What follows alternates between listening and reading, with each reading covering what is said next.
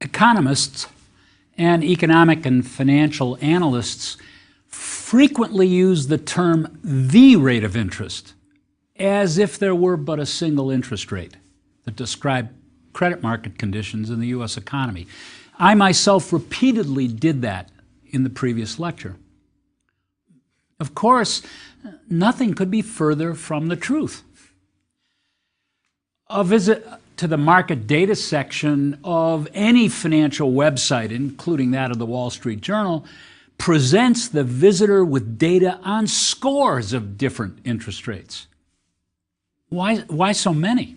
Well, interest rates might in principle depend on who was borrowing, for how long they were borrowing, the collateral they offer, the taxability of the interest the lender will receive, and the economic conditions in place at the time. Clearly, all of those factors should matter. Less creditworthy borrowers should pay more to compensate lenders for the risk that those lenders bear. The better the collateral offered by the borrower, the lower the rate that borrower should expect to pay. It is likely that the interest rates on long maturity loans will be different than on short maturity loans for several reasons, including the fact that long maturity loans are riskier, as we will see later. And a borrower will likely pay a lower interest rate if the interest payments made by the borrower are treated by government as tax-free income to the lender. So why, in the face of all of those different interest rates, do economists speak about the rate of interest as if there were only one? There is a reason, and the reason in a nutshell is that there are relatively few economic factors that drive the hundreds of different interest rates that one observes in the marketplace. Because there are only a few factors, interest rates tend to move together and respond similarly to credit market conditions. In this lecture, we will investigate the factors that explain why interest rates move together. We will first take a look at some data that verify that the fact that I have my facts correct, that interest rates do move together. And then we will explore the most important factors that account for differences in interest rates, and in particular, we will understand how inflation, risk, and tax treatment affect the rate of interest. So you're asking, why is this important? It's important for many reasons, not the least of which is that understanding the determinants of interest rates will help us better understand monetary policy. What we see and hear about business conditions in the media and the risks that we face in our own lives and businesses as we plan for the future. So first, interest rates move together. Shortly, I'm going to show you a graph that shows the movement of several different interest rates between 1971 and 2010. Which rates am I going to show you? The Moody AAA rate paid by the most creditworthy corporate borrowers. The Moody BAA rate paid by less creditworthy but still quite creditworthy corporate borrowers. The 30-year fixed mortgage rate, the 6-month Treasury bill rate paid by the U.S. Treasury, and the 10-year Treasury bond rate, also paid by the U.S. Treasury. What do we see when we look in the same picture at all 5 of those interest rates? What we see is evidence that interest rates move together. You'll notice here that all the rates were rising from 1971 until they peaked in the early 1980s.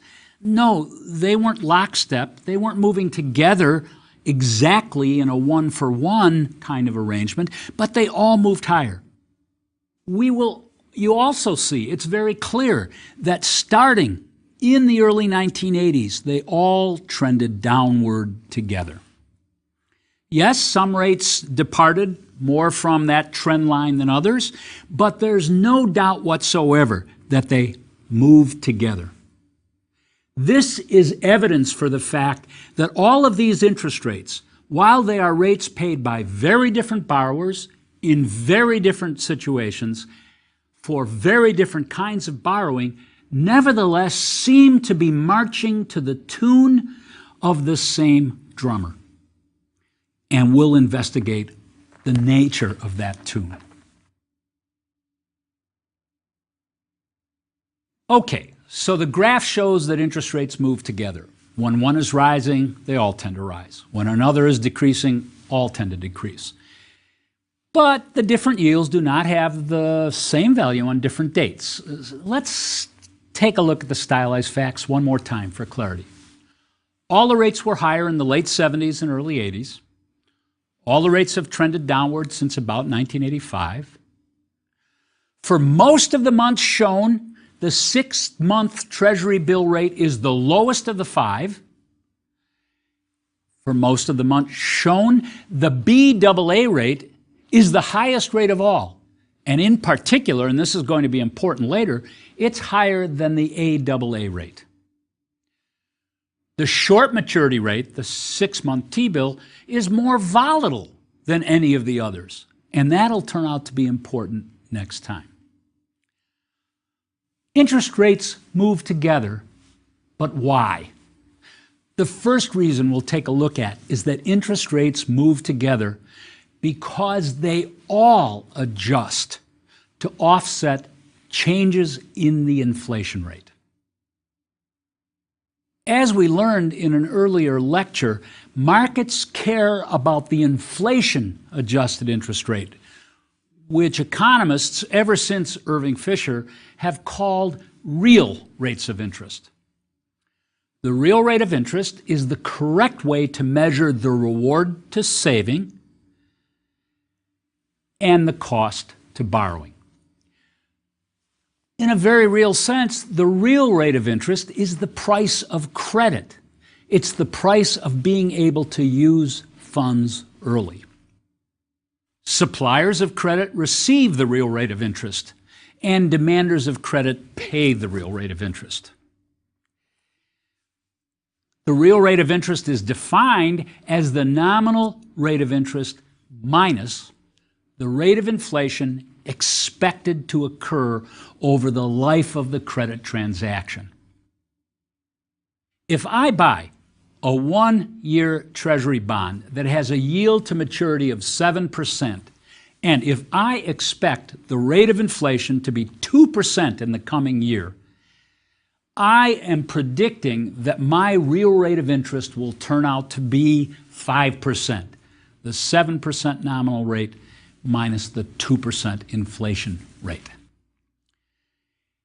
Irving Fisher set forward a very, very important hypothesis that many studies have largely confirmed. When it's not literally true, it is generally agreed that it captures an important element of the truth. The Fisher hypothesis states that interest rates adjust percentage point for percentage point with any expected change in the rate of inflation. The intuition for this hypothesis of Irving Fisher is straightforward. Borrowers and lenders both care about the real rate of interest. If they somehow knew for sure that the rate of inflation would increase by, say, 1%, lenders would require an extra 1% increase in the nominal interest rate they were willing to take in order to be willing to lend. And borrowers would understand that the value of the dollars they paid back had fallen by 1%, and they would be willing to pay an additional 1% in the nominal rate of interest and borrow the same amount and undertake the same projects. Of course, Fisher's hypothesis cannot be literally true because there are never events that lead every decision maker to agree on their predictions about future the future course of inflation. There's disagreement. But there are events that occur which lead to widespread, if not perfect, agreement on the future course of inflation. When such events occur, all interest rates should move together. If the future path of inflation is expected to be lower, all interest rates should fall. If the future path of inflation is expected to be higher, all interest rates should rise. Let's put this to the test with some data. The graph plots the 10-year Treasury bond rate. It's in blue. And the consumer price index inflation rate. It's in red between 1954 and 2010. Okay? But it plots something else as well. The chart suggests that Fisher is correct, that changes in inflation trends cause changes in the interest rate.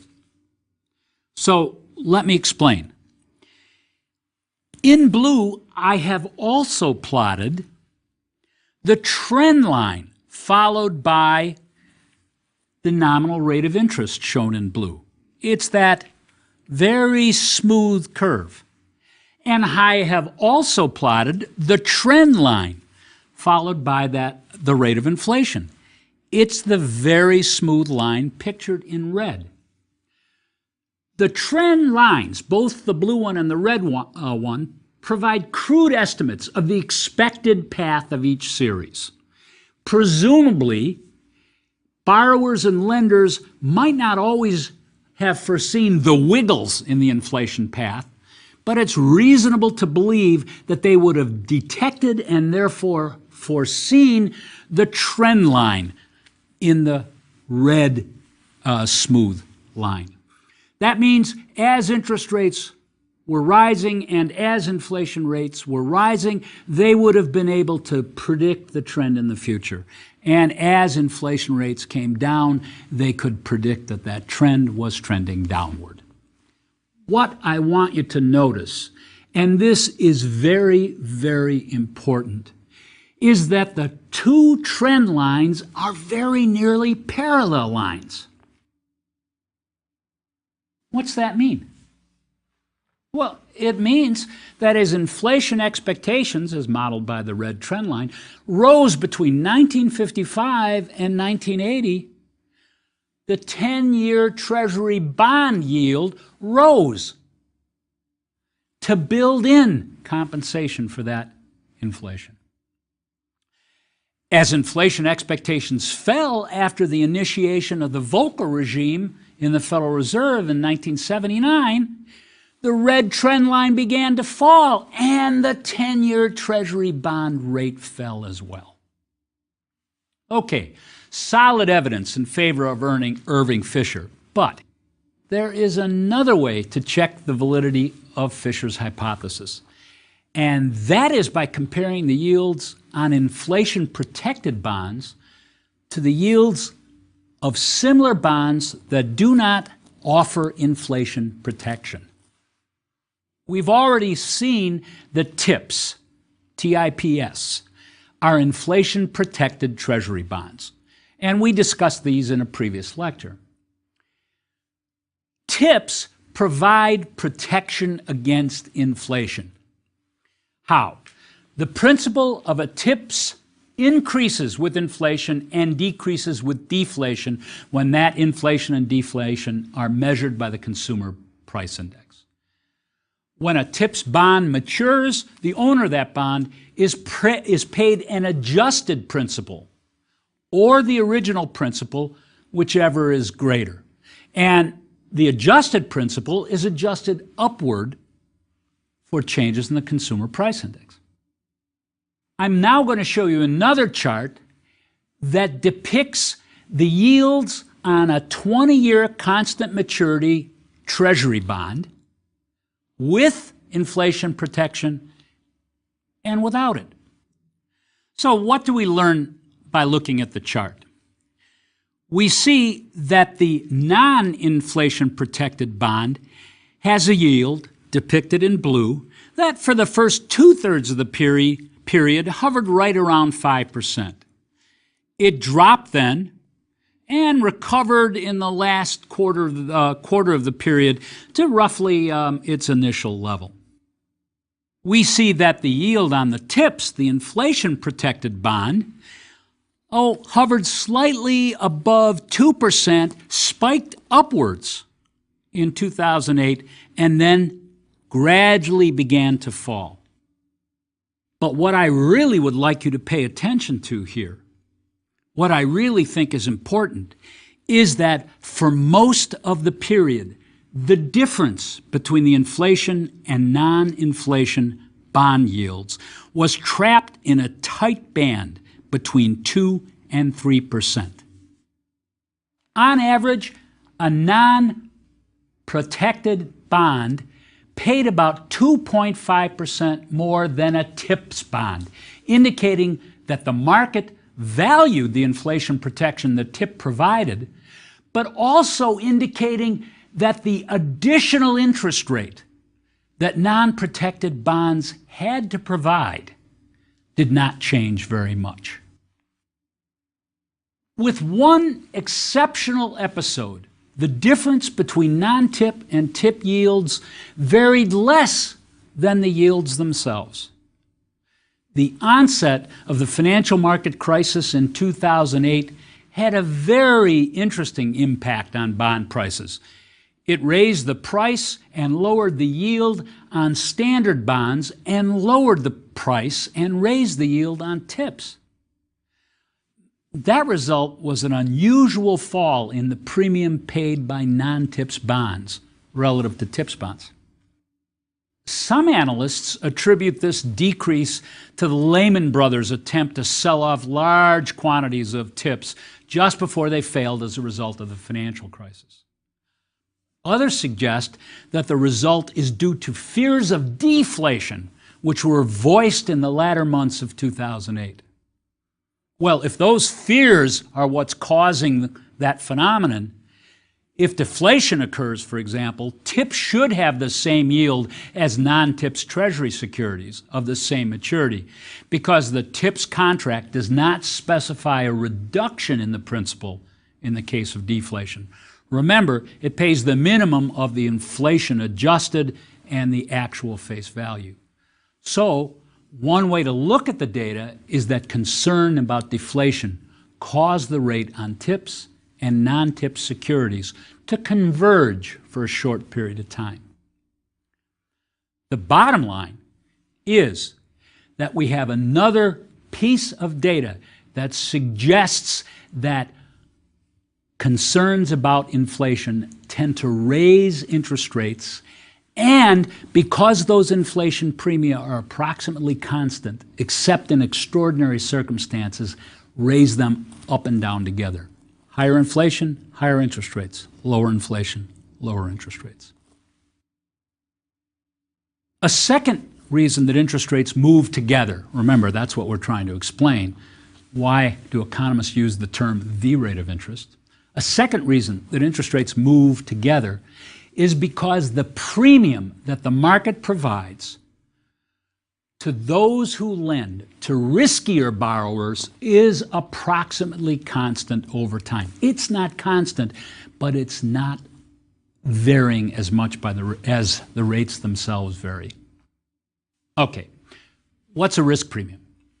A risk premium is an addition to the rate of interest agreed to by borrowers and lenders that compensates the lender for the increased riskiness of a lending contract. There are several reasons why one lending contract may be riskier than another. We're going to focus on the two most important reasons. So, borrower B may be less likely to repay than borrower A, and I use B and A advisedly. One lending contract also may defer repayment for a longer period of time than another. That is, the contract may have a longer time to maturity. Both those reasons can explain differences in risk, but let's focus on the first one first. Consider first the case where borrower B is less likely to repay a loan in accordance with the terms of the loan agreement, or, if you prefer, the bond.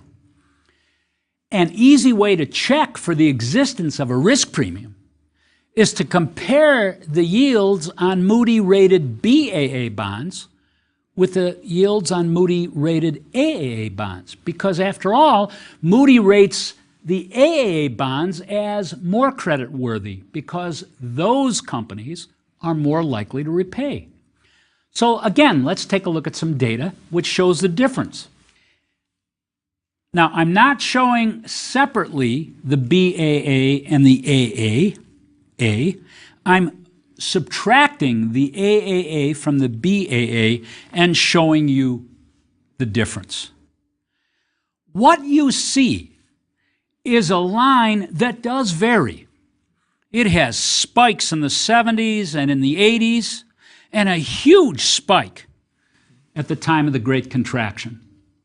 It's reasonable to believe that in those three episodes, particularly, the risk was higher. Especially, it's easy to understand why risk was higher at the time of the Great Contraction.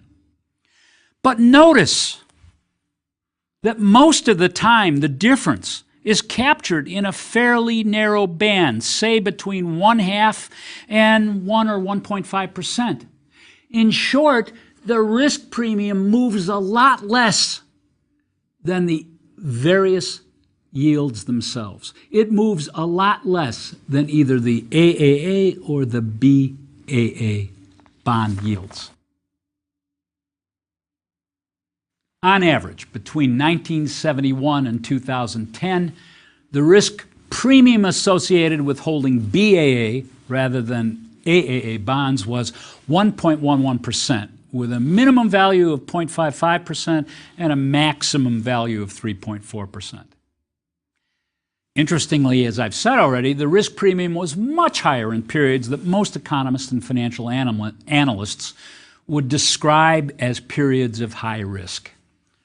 The onset of the Arab oil boycott, the beginning of the months of Paul Volcker's term as Fed Board Chairman, and the opening months of the financial crisis that started roughly in September 2008. Note that while the risk premium rises in periods of high risk, most of the time it's captured in the range between 1/2 and 1.5%. Okay, here's a second reason why risk matters, and a second explanation of why changes in risk move many interest rates together. So let's consider two lending contracts alike in all respects, except that one has a longer maturity. What we need to understand is why longer maturity bonds are riskier. And it's going to be convenient to limit our attention to zero coupon bonds because the formulas are easier to work with. So please recall that the present value formula defines the price of a $1,000 zero coupon bond that matures M years from now, M 10, 20, whatever, to be the bond price equal to that $1,000 discounted into the present. And you'll recall that means that we have to divide that $1,000 by 1 plus R, that quantity, raised to the M power. In other words, we got to pull those dollars back into the present 1 year at a time for M successive years. And we remember also that R is defined as the yield to maturity of that bond. In fact, as we learned earlier, we infer the yield of a bond by observing it, the price of the bond, its face value, and its time to maturity. So we generally compute those yields to maturity. What risk does a Treasury bondholder face? It's not the risk that the borrower will fail to repay, since the borrower is the U.S. Treasury. At least we hope that's not a risk. The U.S. government does have the power to tax. That's a guaranteed source of revenue, and it has never resulted in the default of a U.S. Treasury bond issue. So the risk must be of another sort, typically, at least in the data we're looking at. Treasury bond owners face the risk that interest rates will increase after the bond owners have already agreed to lend at a lower interest rate. If interest rates rise, the market value of the bonds that they've already purchased will fall, implying that they experience a capital loss on their investment. The longer the maturity, the greater the fall in that bond price. Let's take a look at a detailed example. You are looking at a table. That table gives you the change in the market price of a $1,000 bond that results from a 1 percentage point increase in the rate of interest when the rate of interest is initially 5%. Now, I manufactured these data, but I manufactured them using our old friend, the present value equation. In the first column, we are going to list several possible yields to maturity, all measured in years. 1 year, 5 years, 10 years, 20 years, and 30 years. Okay? Remember, initially, the price of this bond is just sufficient so that it is equivalent to a rate of return, a yield to maturity of 5%. So with one year, that's $952.38. That 5% interest rate governs that price because $952.38 grows to $1,000 in 1 year when the growth rate is 5%. If the bond is a 5-year bond, we have to start out with a smaller price, $783.53. And if it's a 30-year bond, we have to start out with a very small price, $231.38. Okay? So over 30 years, a bond for which you pay $231.38 and which grows to be $1,000 over 30 years will give you an annual rate of return and annual growth of 5%. But now I imagine that interest rates, after you've purchased the bond, after you've paid that initial price, rise by 1%. Okay? And I calculate the new prices. And they're given in the table. For example, the price of the 1-year bond falls to $943.40. They all fall. So it's bad news for you if you've already purchased. But notice by how much they fall. If you had purchased a 1-year to maturity bond, you would have lost 1%, the last column. If you had purchased a 5-year maturity bond, you would have lost 5%. If you had purchased a 10-year maturity bond, you'd have lost 9%. A 20-year bond, 17%. If you had purchased a 30-year bond and had the misfortune to have interest rates turn against you, that is to rise by 1%, you would have lost a whopping 25%. The conclusion? Pretty straightforward. An increase of 1% in the interest rate leads to capital losses which are larger the larger the maturity of the bond. The intuition is straightforward. When interest rates increase, both old bonds that were created earlier and new bonds that are just newly issued must offer the new competitive rate. The only way for an old bond to offer the new and higher rate is for its market price to fall. And the fall, measured as a percent, is larger the larger is the time to maturity. So, why do interest rates move together? Why is it that economists don't feel they're doing anyone a disservice when they talk about the rate of interest? Interest rates move together because they are driven by a common component of all market rates. the price of credit at the time a bond is priced. But because bonds are not identical, their yields are not identical. However, the data strongly suggest that the part of a bond yield that can be interpreted as the risk premium or an inflation premium, those parts vary very little. They vary less than the part of the yield that we think of as the price of credit. Why is this important? Understanding that the price of credit varies with market conditions and that such variation explains most of the variation we see over time in the thousands of interest rates that one can observe makes bond markets and credit markets much easier to understand. There's just a substantial intuition for the working of a bond market and the behavior of bond yields. Savers rationally view different bonds as substitutes. Buying any bond allows a saver to move funds from the present into the future. Savers look for those bonds that offer the best combination of high yield and low risk. But because savers are always on the lookout for a better opportunity to store their savings, to make a financial investment, it's simply not surprising that bond yields move together. Bond yields move together for the same reason that prices of different kinds of apples move together. If the price of golden delicious apples begins to rise, many consumers will purchase red delicious apples instead, with the result that the prices of the two types of apples rise and fall together. Remember, interest rates move together because underlying interest rates is a common component: the price of credit, the price for the right to use funds earlier. Thank you.